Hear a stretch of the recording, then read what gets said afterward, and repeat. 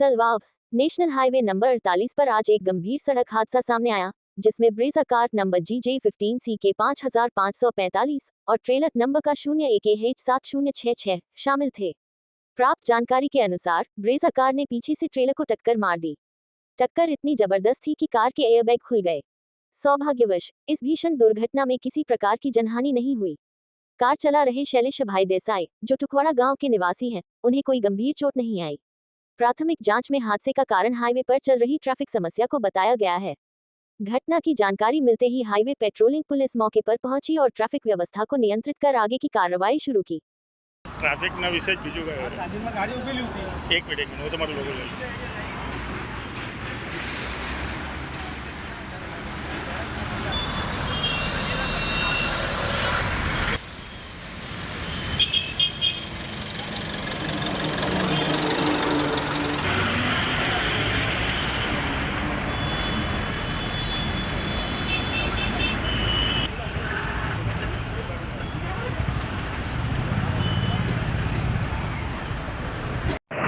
हाँ, गाड़ी number GJ15 के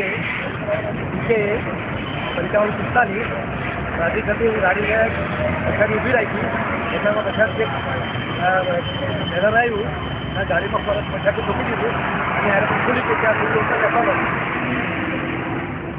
આમાં કોઈ જાનહાનિ થયું? કશું થયું નહીં, ગાડી નુકસાન છે ગાડી।